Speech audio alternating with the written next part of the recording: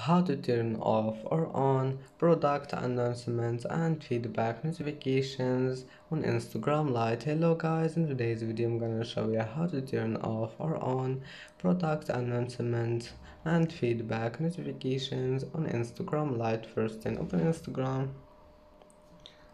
and here you will find your profile in the bottom corner. Click on it and then click the storylines in the top corner, and here you will find this one, settings, and then notifications.